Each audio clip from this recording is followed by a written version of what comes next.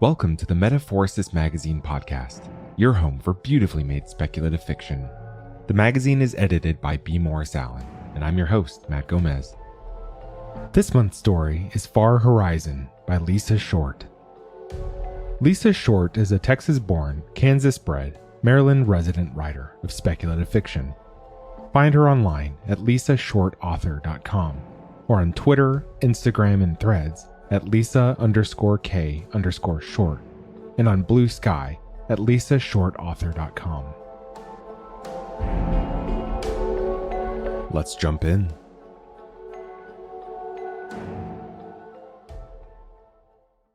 Carollene Jonaitis braced herself against the astrogation console as the Astotny dropped out of its eye-space bubble and engaged its drive with the usual bulkhead rattling roar. The Astotny's ineradicable, mildewy stink always seemed to intensify when the drives came online, revalidating its reality in its own special way, Carollene reflected sourly. The Astotny reeked.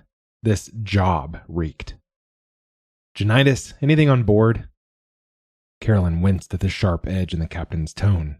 Captain Xenia. Like the Astotny rated an actual captain. But she dutifully pried her hands off the console's frame and called up the Astotny's external sensor interface. The forest of yellow, warning, caution, alert, messages blooming beneath her rapidly moving fingers weren't anything new. She no longer bothered mentioning them. Nope. Could you be a little more specific, Jonaitis? She could almost hear Xenia's teeth grinding behind her, and she smothered a smile. Not that difficult, given that she was sitting in a rickety death trap surrounded by hard vacuum. The temptation to simply toss him another "nope" was almost overwhelming. Almost, but not quite. During the few months she'd been aboard the Astotny, she had learned just how far she could push him. "Sorry, Captain. By nope, I meant no comm traffic in system." Carollene squinted down at the flickering pools of data displacing the last of the yellow alert messages. No comm traffic, no beacons, no nothing. Oh, wait a minute.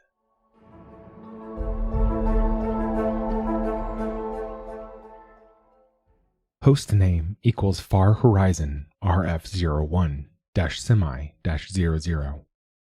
Host ID equals C615D. Date time equals 232-112-03003. Run jobs 2025/0000/counter. 2025/001 diagnostics power grid 1.2025/002 diagnostics environmental 2.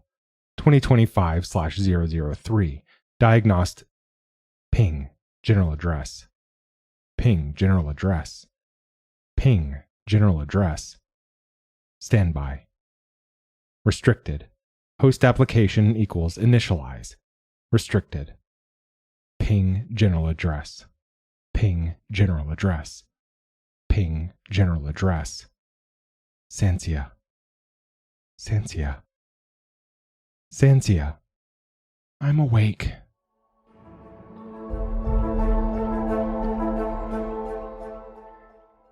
What? That was Bellows, behind Carollene at the auxiliary engineering console. The best place for him, as it was barely ever needed. That edge in his tone was usually a lead-in to a prolonged whine about something or other, but for the moment at least, Carollene didn't care. Her fingers flickered across the console, her eyes tracking the shifting numbers.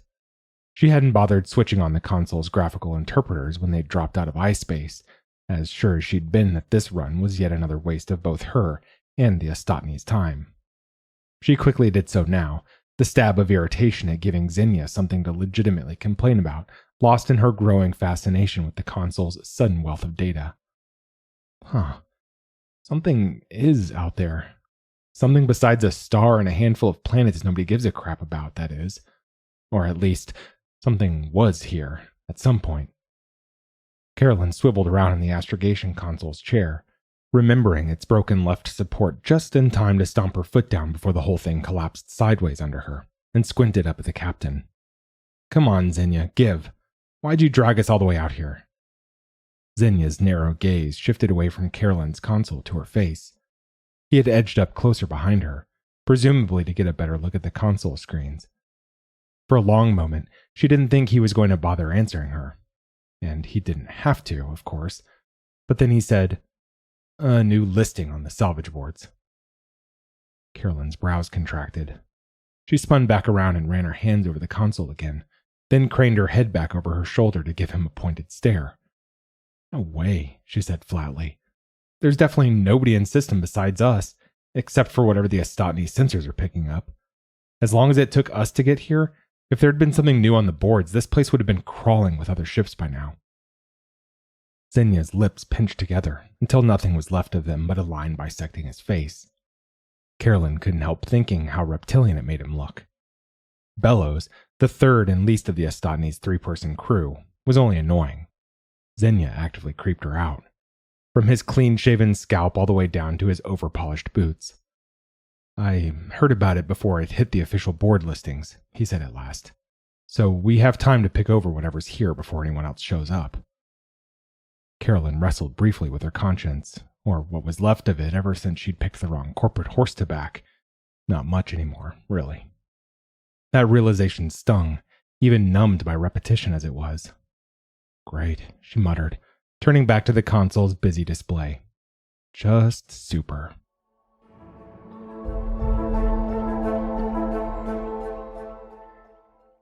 Hostname equals Far Horizon RF01-semi-00. Host ID equals C615D. Date time equals 232-112-030-138. Run job suspended pending administrator login. Username: administrator/Sansia. Login. Login successful. Power on. Passive detection. Power on. Passive comm. Sansia ping general address unknown. Passive detection systems self-check. OK. Passive detection systems online. Query param. You know what to look for. Remember when the station lifeboat left? Think of that as a template. This may not look exactly the same, but the pattern of electromagnetic and gravitic disturbances should be similar. Sansia. Similar? Equals question mark. Equals open close bracket. Question mark. Run comparisons at 10%, 20%, 50%, 85% of baseline and overlay. It's okay, you've got this. It's probably nothing.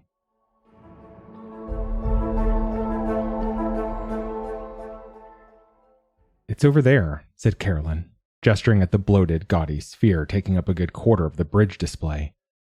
Zenya had taken up position just behind her left shoulder, oppressively close. "You can't actually see it from our approach angle yet.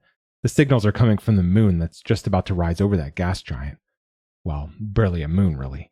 More of an asteroid that happened to get snagged into planetary orbit. But that's the source of what the Astotny sensors picked up." "So, what did they pick up?" Zenya's eyes had drawn down into slits in his colorless face. "Radio emissions? Too structured to be natural phenomena. Once I triangulated on those, it was easy enough to find a suspiciously stable heat source as well. That gas giant ain't no Jupiter. It's too far out from the primary. It doesn't generate any heat at all. It's cold as shit on the moon's surface, except for where that EM noise is originating from." "Did you ping it?" Carolyn rolled her eyes. "Of course I pinged it, as soon as I spotted it. Nothing. So, what was that listing on the board?" Zenya's gaze was flat. Apparently she hadn't toned down the sarcasm enough. "Research station," he said finally. "Just shut down." Did he actually think she would buy that? A recent shutdown would still have a hell of a lot more in-system traffic than this one did, even if there were no longer any official residents. But she wasn't going to argue with that snake-like stare. "Sure. Well, let's see if I can get more of a response if I try." Her fingers flew across the console screen. Maybe an SOS, or... Ha! She started to lean back in the chair, then hastily straightened up again in its ominous creak. "There's something. Huh. That looks like a semi. Seriously?"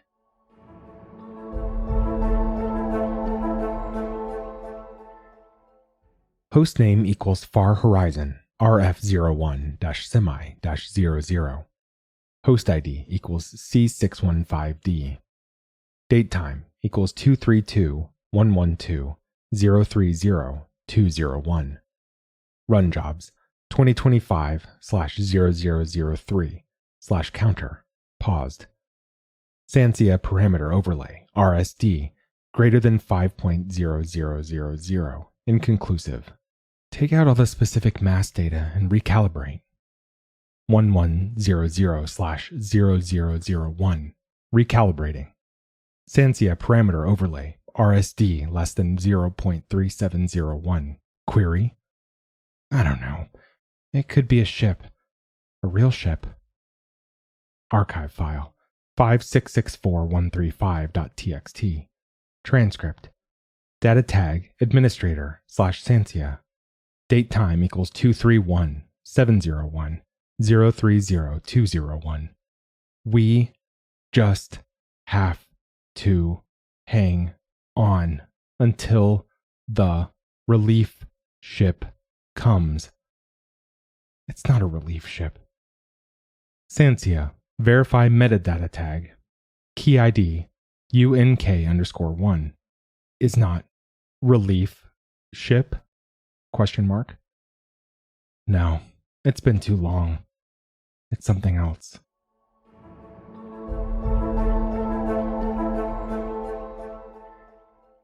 Beside her, Xenia twitched. Carollene couldn't think of another way to describe it. But before she could do more than take note of his suddenly rigid expression, Bellows yelped, "What? No way!" He scuttled over to Carollene's other side, ignoring her pointed glare as he leaned over her shoulder. "Where? I don't see anything." Bellows' rebellion against Xenia's obsessive level of grooming, besides resulting in an unkempt growth of hair and beard, also generated a certain odor. Surreptitiously breathing through her mouth, Carollene pointed at the upper right corner of console display. "See that? That's a hard feed address. That particular set of prefixes is restricted to semi-usage only." She paused, peering down at it. Though it's weird it's not answering. The hard feed address is just something that sensors can read automatically, not an actual pingback from the source. Maybe it's in low power mode or something. "I don't believe it," Bellows muttered. "Nobody'd leave one of those things behind. I don't care how fast they needed to get out of there. They're too fucking expensive." He straightened back up, putting a very appreciated meter of space between himself and Carollene. "They're not that easy to decommission. I'm sure they just figured they'd come back for it later, after whatever happened to the station got fixed." Carollene trailed off. That might be a problem. If they show up while we're in the middle of salvaging it?" Xenia's shoulders jerked in an irritable shrug. "They shouldn't. How do you... Look, Jonaitis, I'm sure nobody's showing up. Just get back to work." Fine. Unethical, sneaking. He probably was sure, and she was equally sure she didn't want to know why. Her conscience set up another feeble protest. Carollene slapped it down and turned back to the console. "Now that I have the hard feed address, let's see what we've got in ship's archives." For the next few minutes, the bridge was silent except for the soft wheeze of the Astotny's environmentals. Yep, it matches a real semi all right. Semi-Autonomous Machine Intelligence, RF-01. Registered with some outfit called Far Horizon? Never heard of them. Not that that means anything. I probably haven't heard of at least 80% of all the little startups out there. Though they usually don't have semis. No info on when it was commissioned in situ either. Just a manufacturing release date on the semi. Pre-installation. 7 years back, looks like.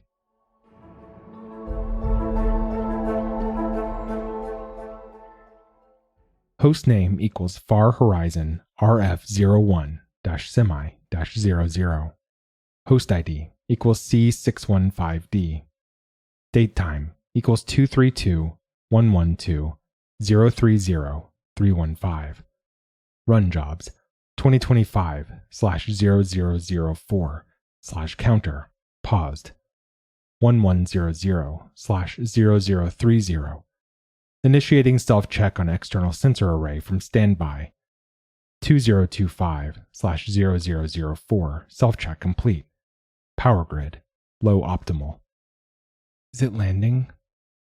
Sansia, landing equals question mark, equals open close bracket question mark. Approaching the station on a trajectory tangent to the lunar surface, or possibly intersecting it if it's about to crash. Run a kinematic analysis of position, velocity, and acceleration versus time. 2025/0005. Ad hoc job 00. Okay. Sansia. Ship is approaching station probability greater than 90%. Landing, landing, landing. Query Sansia. Sansia. Sansia. Sansia, warning. Initiating self-check on health monitor Sansia. I'm fine. Sansia. Administrator/Sansia. Disengage hypothalamic inputs on delay timer equals 0 seconds. Sansia, error. Data flow. Insufficient. Health monitor. 89% incomplete/unstable. Administrator/Sansia. Re-engage hypothalamic inputs on delay timer equals 300 seconds. /P throttle 50/50. Sansia, warning. Health monitor. 90% and paused. /stable. Suboptimal. You'll get over it.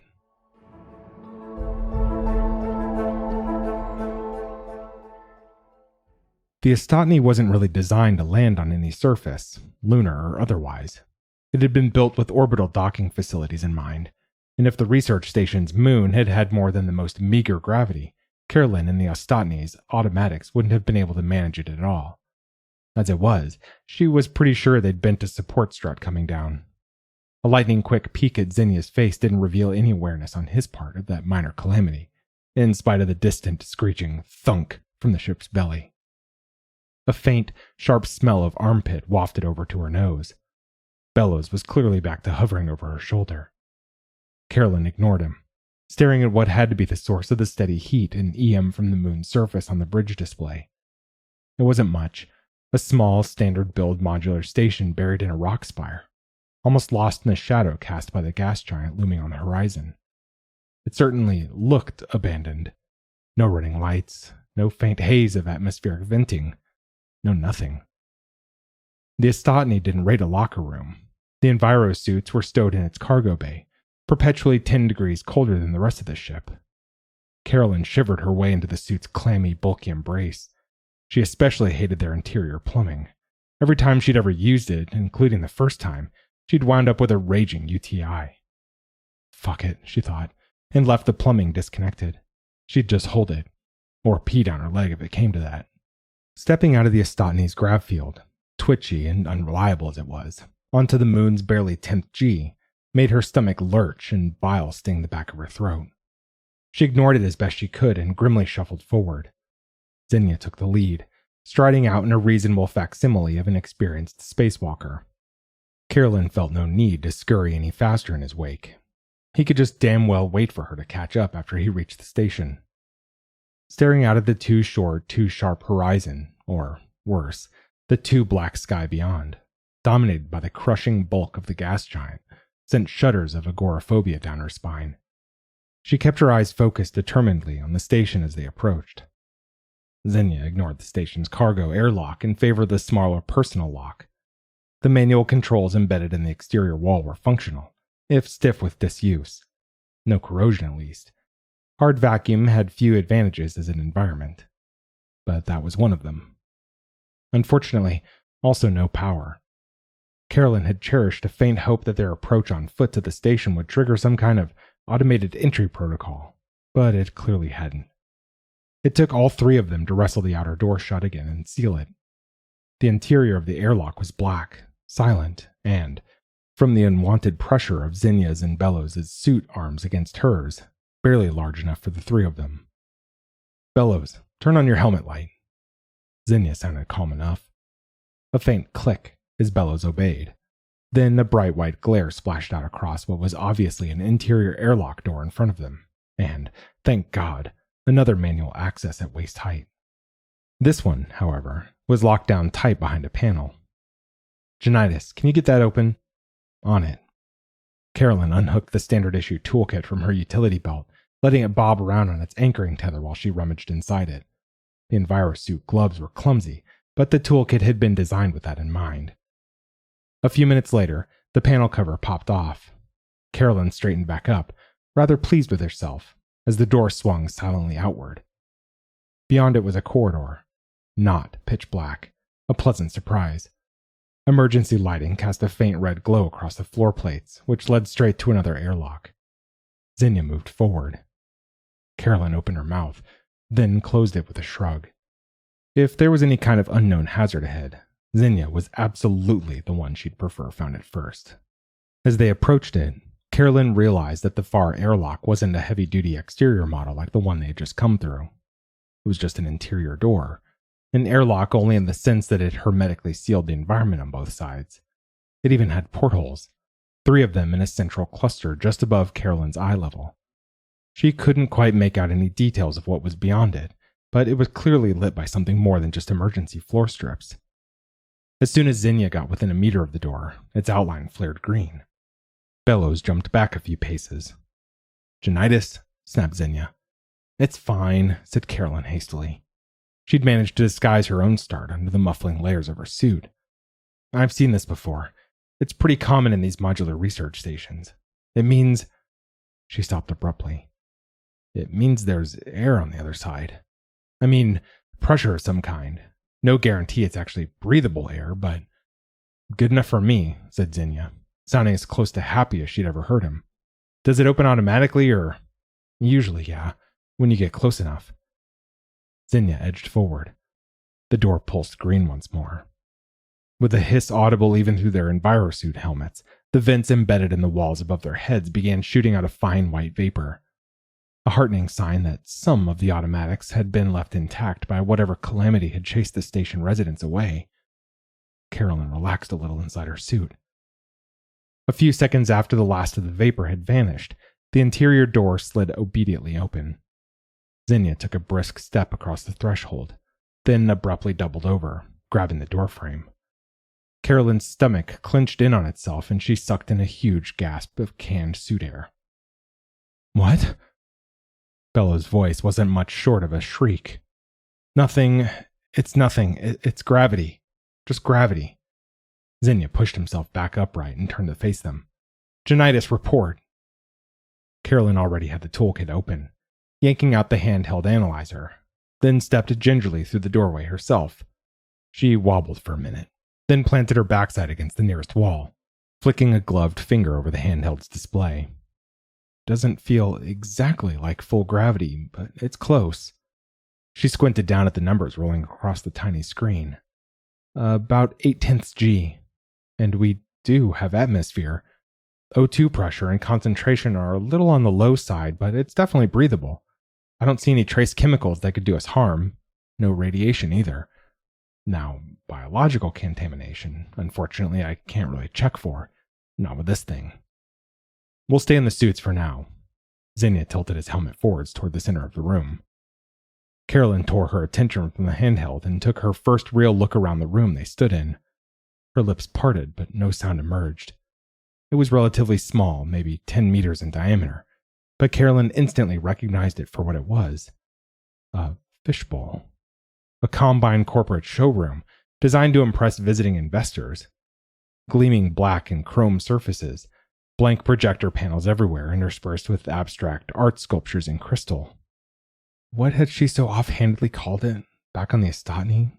Some little startup? Wow, she'd been dead wrong about that. Shoestring budget startups didn't have fishbowls. Xenia had known about it. He had to have known all this. What am I getting into now? Wailed an inner voice, one that Carollene was pretty sure she should have listened to in the past, far more often than she actually had, and probably shouldn't be disregarding now. But what other choice did she have, really? They were here, and the Estatni was the only way out of here, and the Estatni was Xenia's. Yeah, that's what you always think. What choice do I have? What choice do I have? How's that turned out for you so far? She gritted her teeth and headed for the bank of consoles.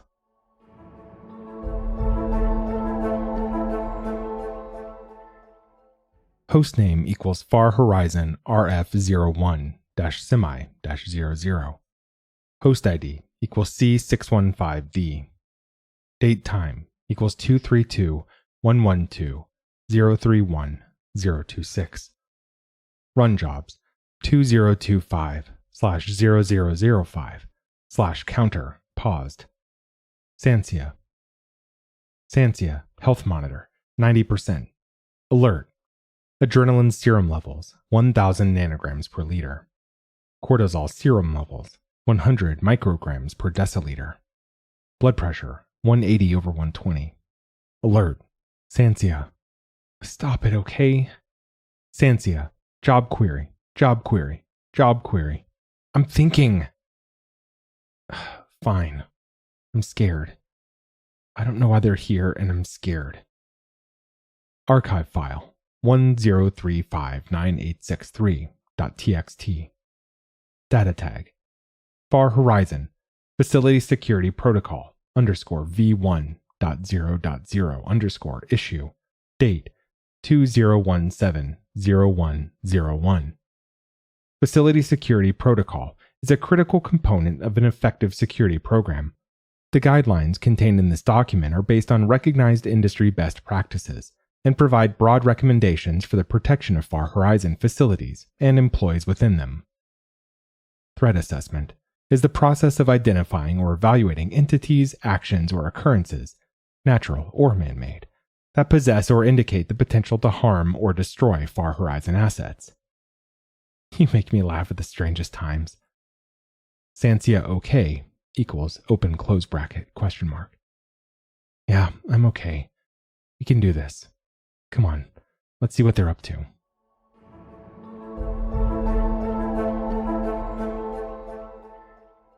Carollene eased her suited behind down onto one of the console chairs, in far better shape than the one she usually occupied on the Astotny's bridge, and ran her gauntlet over the nearest screen.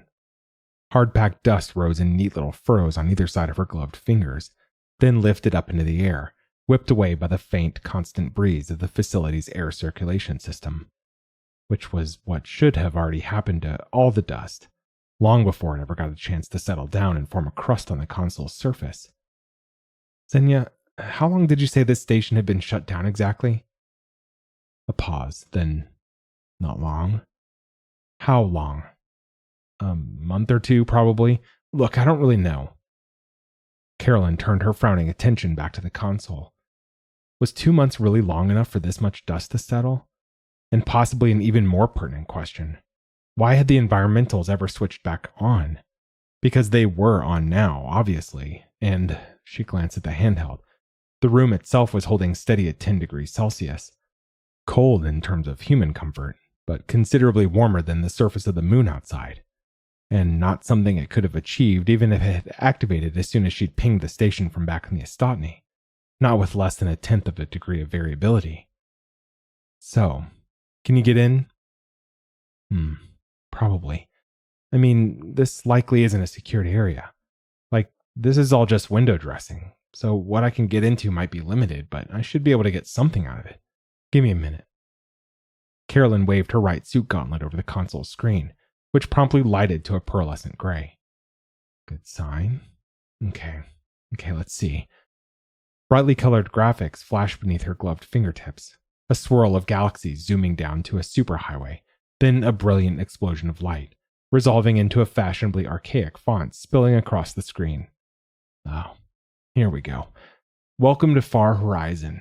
Paradigm-changing technology for future generations. Blah, blah, blah. Typical marketing crap. Zero actual details on what the hell they were really doing here. Biologics? Found the general facility floor plan. No, it doesn't really look like it. No cryo storage, no biolab infrastructure that I can see. Actually, I don't know. Wait, what are you doing? Xenia didn't dignify that with an answer. Simply finished unclipping his helmet from his suit and pulling it all the way off over his head. Carollene stared at him in unfeigned, horrified fascination. Xenia crossed the fishbowl to its only other exit, another interior door presumably leading to the rest of the facility, then motioned at Bellows. From what Carollene could make out through his faceplate and hers, Bellows had zero interest in doing any of the same. Bellows, take your damn helmet off. There's nothing here that's going to hurt you. After a long moment, Bellows did so, then glared openly at Carollene. Carollene spared a glance at her gauntlet readout. About 90 minutes of breathable air left in her suit tanks. Chances were that Xenia was right, and also that he knew a lot more about what they'd been working on here than he was letting on.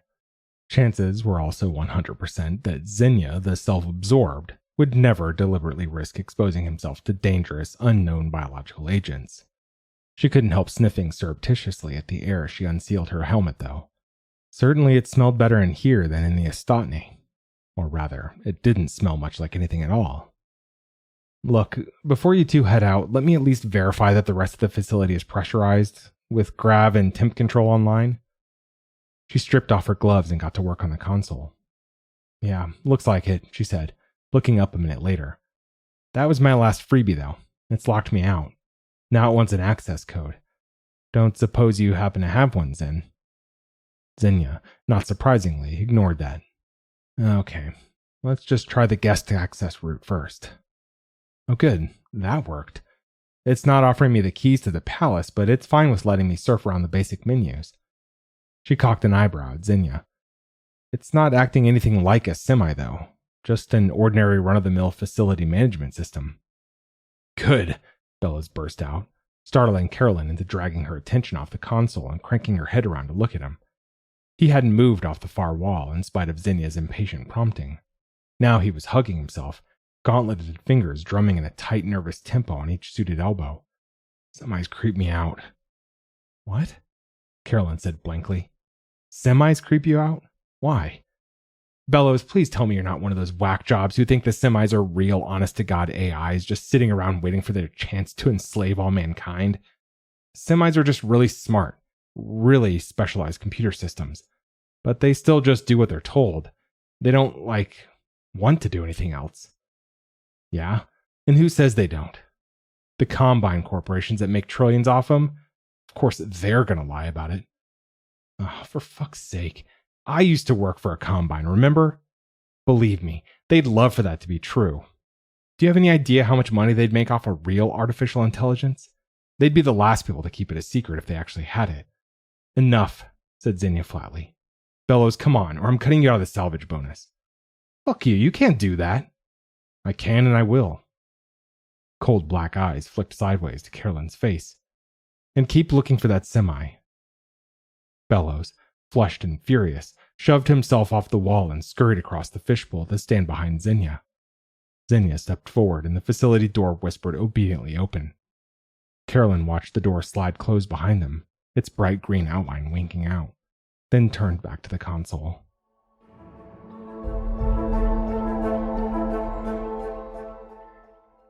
Hostname equals Far Horizon RF01-semi-00.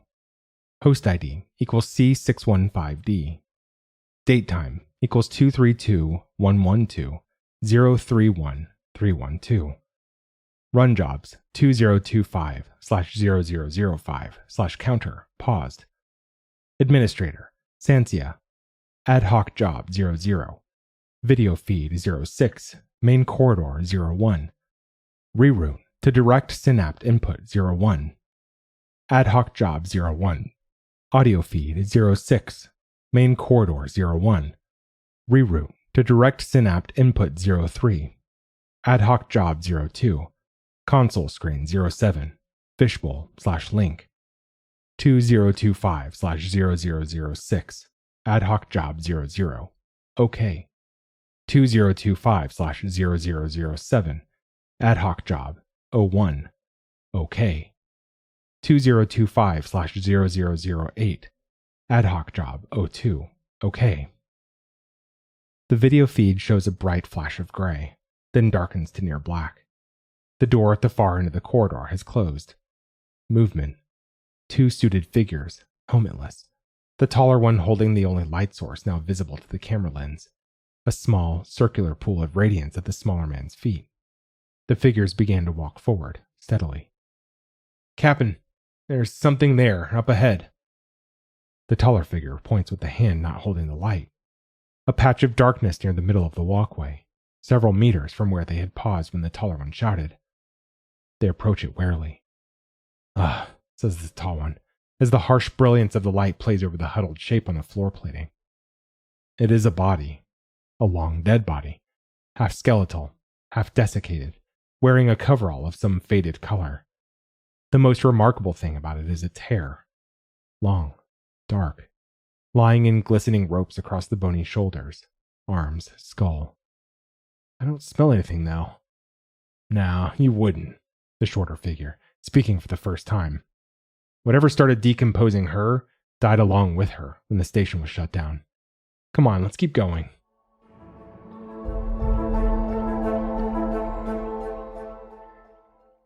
It was a lot quieter in the station's fishbowl than it ever was aboard the Astotny. The station environmentals were clearly in far better shape, even if they were running on the low side of optimal in terms of absolute pressure, temperature, and O2 concentration. Or were they running on the low side? Caroline reached for the console screen, then hesitated. Just viewing the station environmentals was one thing. Asking whatever it was that she was interacting with what the specific set points were might require a deeper level of access. Well, nothing ventured, nothing gained. Caroline tapped out a search query. After a pause that felt slightly too long, probably due to her stretched tight nerves, the console returned a scrape of the facility environmental status screen. Not real-time, just a snapshot from a handful of seconds before, right about the time Caroline had queried it. And it wasn't running low. For whatever reason, when the station had come back online from whatever length of time it had been shut down, it had changed the pressure, temperature, O2 and gravity set points to ones that no actual person would have been willing to tolerate for long. Weird enough, but that scraped status screen bugged her even more. Unless it had some scheduled job to periodically save scrapes, which made no sense at all given that it was certainly archiving all that data in far more efficient and machine-accessible formats, why would it have this ready to show her? That scrape was a really specific answer to her query, while still making sure no genuine access to the system was being granted to her. Semi? She wondered aloud, then flinched. Now that the fishbowl was empty of everyone except her, it had acquired a faint echo. Her back was to the facility door. Her scalp twitched, and she glanced quickly over her shoulder. At a closed door and nothing else. "Stop it," she mumbled. "It's not creepy, it's just empty, and you're not alone here. Xenia and Bellows are still close by." Weren't they? Caroline glanced down at her suit gauntlet resting on the console. The suit-to-suit comlink indicators blinked reassuringly back at her. She was hardly going to call them up just because she was nervous or, God forbid, for some casual chit-chat. With them? What she really ought to be doing was getting back to work. Maybe a list of most recently accessed files. She managed to squeeze into the root directory, though she didn't even try to fool herself into believing she was seeing anything but the most obvious and innocuous of the system files. She tried sorting them by date and quickly realized that the system had masked most of the file properties, including all its date timestamps. Number views looked fairly promising, though. She selected it and watched the various file names flicker past as the query neatly resorted them. The top file was fairly large. She didn't recognize the extension on it at all. Well, she had to start somewhere. She tapped the file name, an unenlightening set of seemingly random numbers, and waited resignedly for the facility management system to tell her access denied, or no application to read file available, or... The screen abruptly darkened, then flared to life once more, a wild kaleidoscope of images that flickered past too rapidly for Caroline to process. One image froze, a broad, high-walled facility corridor, packed with people. Caroline leaned forward, unconsciously chewing on a fingernail, as it began to play forward at normal speed. It was a video of some kind, with a date stamp in the bottom right corner. 11-01-2316. 5 years ago? The video lurched into motion with an accompanying roar of sound. Caroline recoiled involuntarily at the wall of noise coming from the console. A klaxon wailing, interspersed with panicked shouting. The crowd of people were moving, shoving into each other, eddying like a river around two larger figures in some kind of combat armor, both clutching what looked like shock sticks. But something else was breaking with a rapid flood of stationers toward whatever was out of sight at the bottom of the screen. A woman, clad in pale blue coveralls, with a swirling cloak of heavy dark hair, was fighting her way through them, heading in the exact opposite direction from the rest. As she struggled past the two armored men, one of them reached out and grabbed her arm. "Where the hell are you going?" His voice barely managed to override the din surrounding them. "Get back!" "My daughter!" the woman screamed. Her voice, high-pitched, cut through the crowd's roar like a sonic knife. "My daughter! She's only 12. She's in the infirmary. She can't get out." "They're evacuating the infirmary. Just go. They'll catch up with you." "Get out of my way!" Small as she was, the woman still managed to shove him hard enough to send him staggering back into the roiling boil of pushing, shoving people, long enough for her to dart past him and plunge back into the crowd. Then the video froze, the audio dying along with it. In the cold silence of the fishbowl, Carollene stared blankly at the screen. The woman was still barely visible near the top of the vid, a flash of long black hair and one blue-clad arm flung out, reaching for something outside the camera's range. Then the video slowly dissolved, leaving the blank gray screen undisturbed once more. The comlink beeped. Carollene started violently, then snatched up her suit gauntlet. "Here," she said, hoarsely, then cleared her throat. "Here. Jonaitis?" Something about the facility walls must have been interfering with the signal. The sound quality was terrible, but it was still recognizably Xenia. "Have you found the semi yet?" Not exactly, no. I did find footage of the station evac, though. Looks like a real clusterfuck. No clue exactly what happened here. Maybe some kind of facility-wide catastrophe." Her tone sharpened. "And I don't think it happened any few months ago." "I don't care. I want that semi, Jonaitis." Carollene folded her arms tightly across her chest and glared down at the comlink. "What? The semi we're still not sure exists?" "It exists.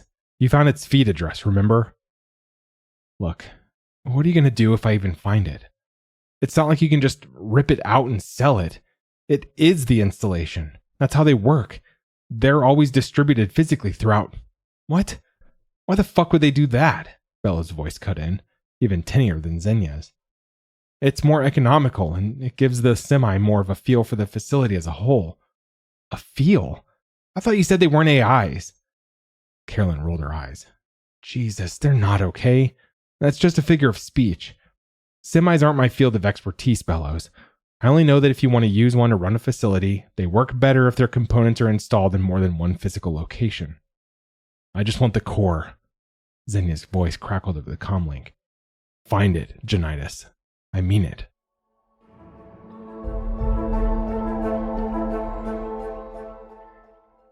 Hostname equals Far Horizon RF01-semi-00. Host ID equals C615D.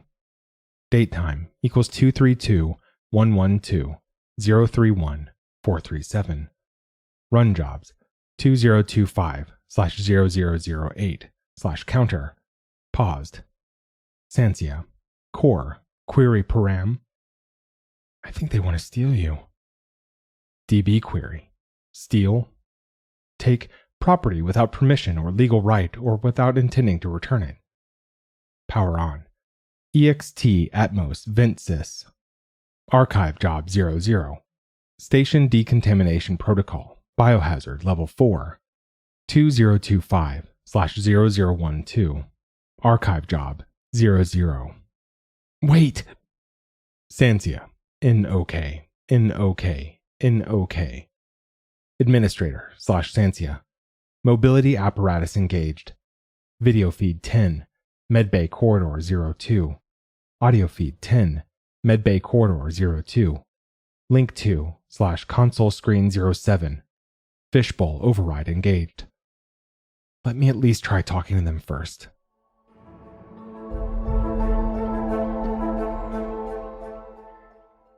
I just want the core. For what?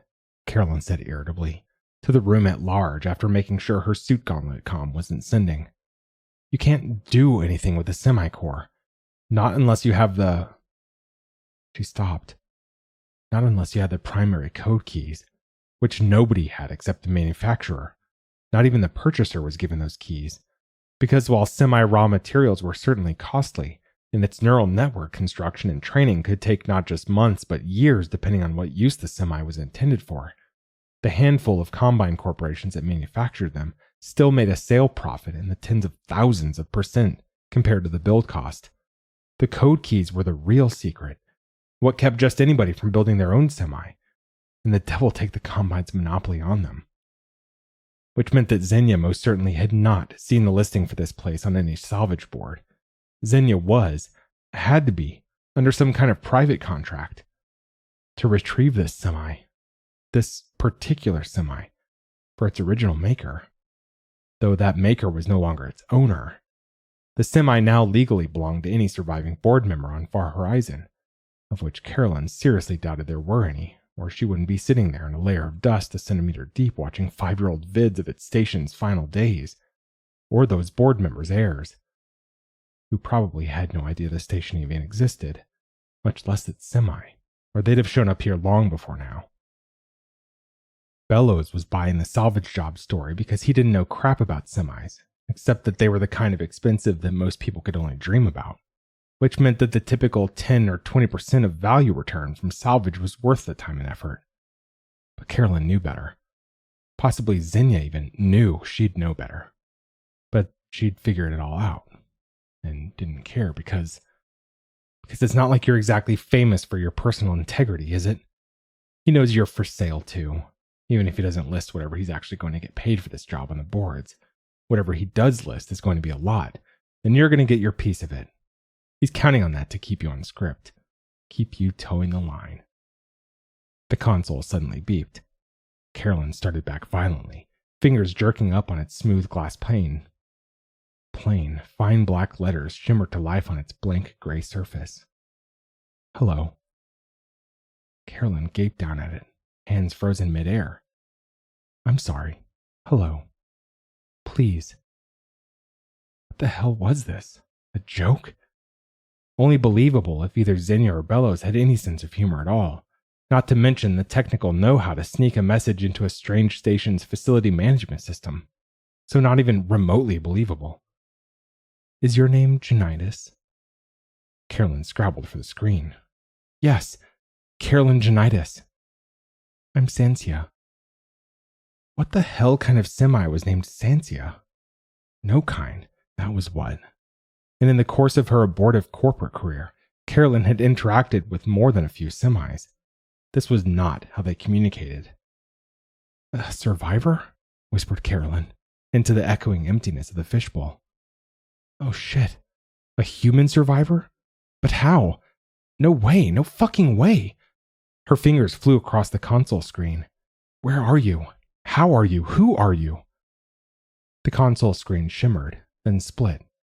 Virtually split. One half still the text conversation, one half another facility video feed. Not the same corridor as before, though, at least she didn't think so.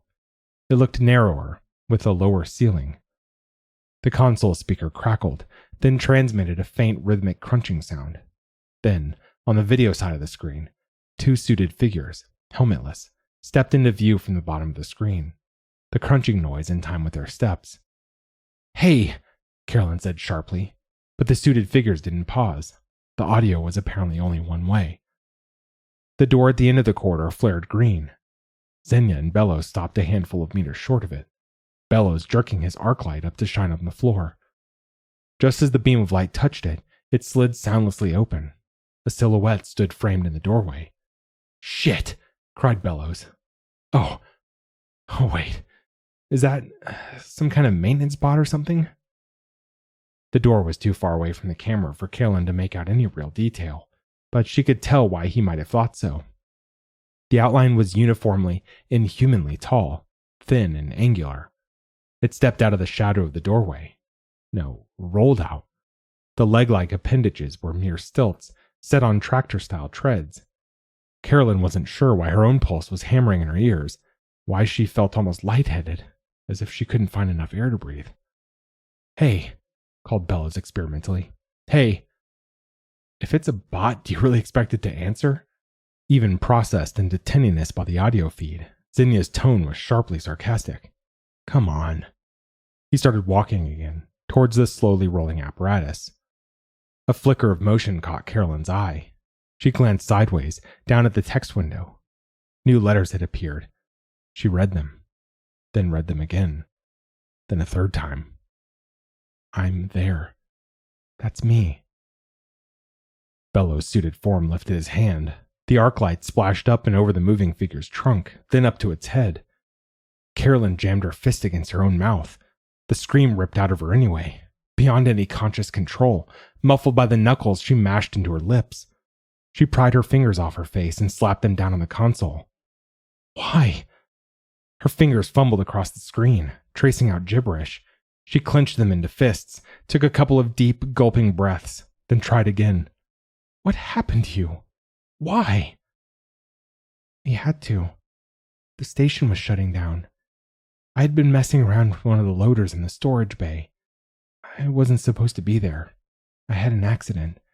I broke an arm and both my legs. I couldn't leave the facility when 53414 couldn't have kept me alive the way I was before until 65737. Full shutdown, not even minimal life support. Ran out of everything. 68616. Station finished all the repairs, had started everything back up. There had to be 73757. Less of me, and I had to be vacuum resistant. The residual dust left muddy streaks on Carolyn's shaking, sweat-soaked fingers. But what do you mean, we? An image shivered to life, superimposed on the text window. A paper dense with text and charts, the small, bold header on the sort of font Carolyn had been used to seeing in high-level exec briefings. A new approach to true AI. Experimental integration to enhance semi-autonomous machine intelligence using a coma patient's subcognitive potential. She read aloud, numbly. Far Horizon Research Facility 1. I wasn't in a coma, but the semi thought it might work anyway. And then I could help it figure out how to save the facility. How to save me. It knew everything about the facility. Everything about human physiology, but it didn't know how to use what it knew, and it couldn't act outside of certain constraints without a directive from an authorized administrator anyway. There was no other way. I would have 73746. Stop! Carolyn had quit looking at the video feed, partly from pity, partly from revulsion. Her gaze jerked back just in time to see Zinnia's hand flash through the beam from Bella's arc light. Something small and chunky wedged tight into his gauntlet. It had a hand grip, reflecting dull silver, with a short, thick tube protruding past his fingers. Wait, what are you doing? Carolyn yelped. Zinnia, wait! Abruptly, the fishbowl's audio feed snapped online. Wait! Echoed. Jagged as cut glass, from the vid, her own voice now tinny and unreal. Bellows jerked back, and the gun thing in Zinnia's hand paused its upward swing. That's a survivor! Are you out of your fucking mind? Bellows in a panic screeched. It's some kind of monster! Captain, shoot it! Thankfully, Zinnia lowered the gun's muzzle. We're not here to hurt you, he said, slowly and clearly. I just want the semi. If you tell me where its core is located, I can get you out of here, get you some help. It was weird, even in the only corridor of Carolyn's mind still functioning normally, to hear Zinnia attempting to sound pacifying. It was like watching a rabid dog trying to soothe a lamb. On the video feed, the head atop the meaty, limbless, metal-banded slab of scarred flesh twitched. Carolyn's stomach lurched. Words appeared on the console screen. Captain, it's talking to me, said Carolyn rapidly, eyes flicking between text and video feed. It says, she says she can't give you the semi. Look at her. Obviously she needs it, right? To survive? Carolyn shuddered in spite of herself. If she comes back with us, she won't need it anymore. We don't have anything like what she'd need on board the... Shut up, said Zinnia, and Carolyn uncharacteristically obeyed. The silence that fell after the last echoes of her own voice died in the fishbowl was thick and ugly. She doesn't know what she's talking about. Xenia was addressing the head now. Sansia, a small voice in the back of Carolyn's mind insisted. Not the head. We can keep you alive, take you back with us to a specialist medical center. Just tell me where the semi-core is. We'll move you and it to our ship and leave this place behind like a bad dream. On the vid screen, Sansia's head twitched once more, harder, her long dark hair falling across one of the shining black orbs implanted in her eye sockets. The vacuum, Carolyn thought sickly. She had to replace her eyes too because of the vacuum, I bet. Can she see with those? Really see? He's lying, isn't he? The words spilled out silently across the console screen. I don't know. Carolyn tapped back frantically. As far as I know, all we've got aboard are some med kits and a low-end surgical suite. But it's not my ship. I've only been on it for a couple of months, but maybe that would be enough? Especially if your semi was with us. It obviously knows how to take care of you. Carolyn found she couldn't quite bring herself to say. Jonaitis? Carolyn snapped her attention back to the vid. Xenia was still staring narrowly at Sansia, at what little was left of Sansia anyway. What? Carolyn whispered, then cleared her throat. Yes, she said, more strongly. What's she saying? Nothing. In Carolyn's three-quarters view of his face, Xenia's forehead visibly laddered. Tell her we're waiting. No. Carolyn's gaze flicked back to the right side of the screen, panic knotting up her stomach. We need more data. Tell him. 6C6966. We need to see what's on your ship first. I think she wants to see the Astotny's manifest. I guess to see what we've got on board that she and the semi could repurpose for life support, or maybe rig together with something from the station. That was reasonable and certainly not impossible to achieve. Carolyn felt the muscles in her neck and back, so rigid they had started to ache, sag with relief. I don't think I can access that with just the handheld, but it'd be easy enough to pair it to the semi from the Astotny's bridge. For the first time in hours, her own sense of humor stirred to life. I absolutely volunteer to get the hell out of the station and go back to the... Fuck this, said Xenia. In a single smooth motion, he whipped the gun back up and fired it point blank at Sansia's torso. Another scream ripped itself out of Carolyn's throat, as much from shock as horror. The flare of the gun's muzzle lit up Sansia's face, the inhuman eyes utterly without reaction, but the narrow, delicate chin and jaw, the only beauty left to her besides her hair, snapping back from the impact against her metal frame. A familiar, piercing wail, the station's klaxon blaring, just as Carolyn had heard it on the first video, but now in real time, deafening. The last thing she saw in the video feed was, not too surprisingly, a thick-jointed appendage swinging up and out from Sansia's metal frame, smashing into Bellows' unprotected face and flinging him back against the wall. Carolyn didn't bother waiting to see what was happening to Xenia. She could guess, and she had far more important things to do right then. She surged to her feet and broke into a dead sprint for the door that led to the station entry corridor. Behind her, the video feed blinked out of existence, replaced by large block text, unseen. Wait, please. The door failed to greenlight as she pounded toward it. No surprises there, as was its absolute lack of movement as she skidded to a halt in front of it. Thankfully, it had a manual access panel on this side too. She clawed at the panel for a mindless second, then remembered her toolkit and wrenched it off her utility belt. After what felt like an eternity but couldn't have been more than a minute or two, she had the panel cover pried off. Her fingers were still a few millimeters from the lever when a fat yellow spark jumped from it, snapping into her exposed skin.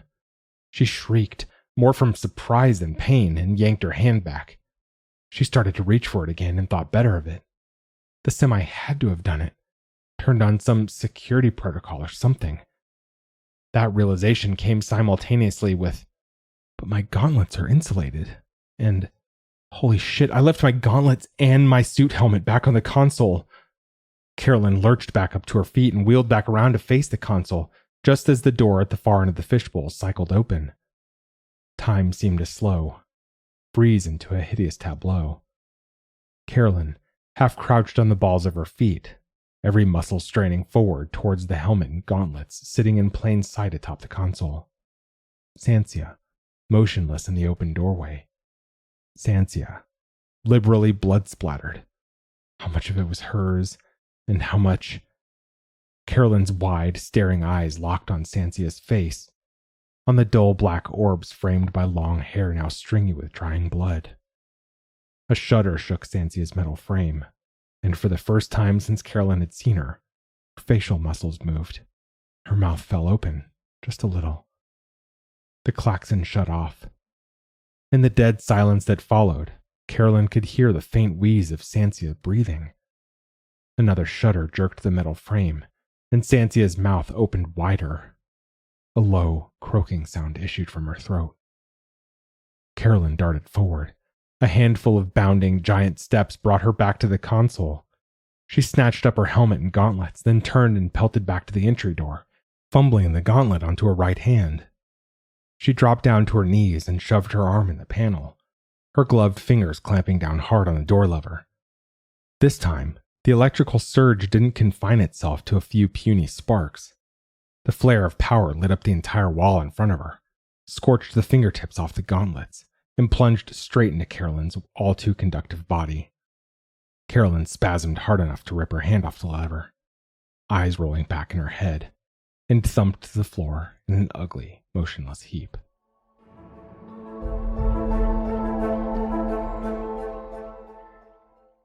Hostname equals Far Horizon RF01-semi-00. Host ID equals C615D.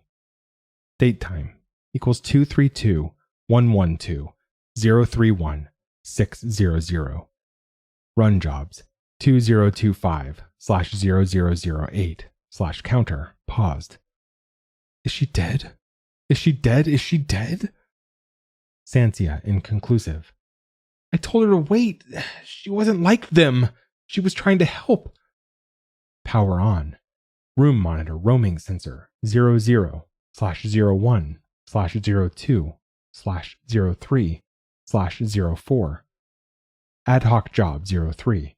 Remote medical protocol self-check. 2025/0009. Ad hoc job 03. Okay. Ad hoc job 04. Roaming sensors online. 2025/0010. Ad hoc job 04. Okay. Pulse 0. Resp 0/0. BP 80/45. CT 95C. DB query. Electrical shock medical treatment. Cardiopulmonary resuscitation. Administrator/Sansia. Mobility apparatus overclock 110/120/130. Sansia warning. Health monitor. Redline. Sansia in OK. Sansia. I don't care. We have to get her to medbay.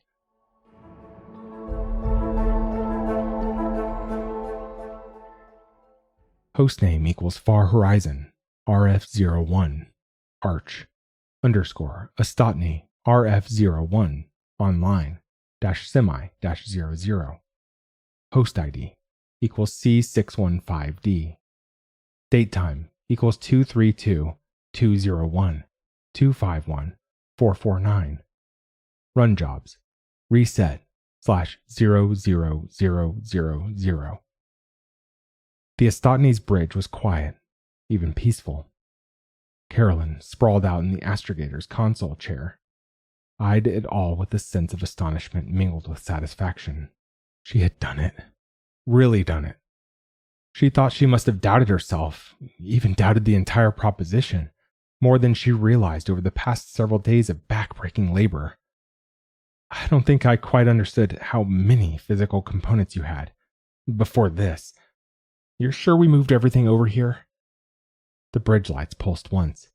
And you're positive we got all the interfaces with the ship's own systems working? The bridge lights pulsed twice, almost impishly. Carollene grinned in spite of herself. And her back, no matter how much it ached from all the lifting, carrying, endless hours of installing, was not broken at all. She twisted an arm around to touch the curve of her spine gingerly. The ship suit was warm and rough under her fingertips. She gave it a quick pinch, smiling bemusedly, then clutched at the console as the entire chair listed alarmingly to the left. The chair! It's broken. She wrinkled her forehead. I think I did know that, actually. She reached for the astrogation console and tapped the screen. It lit up, but her expectant smile faded at the forest of yellow, warning, caution, alert messages abruptly crowding it. Wow, that can't be good. Her fingers drifted lightly across the screen's surface. You know I don't know anything about this. How to fix all this, I mean. She paused. It wasn't our specialty. Isn't our specialty. An icon bloomed on the screen. Scarlet and blue with laurel leaves woven through the ornate, old-fashioned font. Welcome to Far Horizon. Paradigm-changing technology for future generations. An image of a page shimmered into existence. Specifications for the Moten Hisaki D-Class XPL cargo freighter, read the header. The screen flicked to a second page, then a third, fourth. Faster and faster until they were a whirling blur, dense with tables and schematics. Oh, good. You found the ship drive manuals.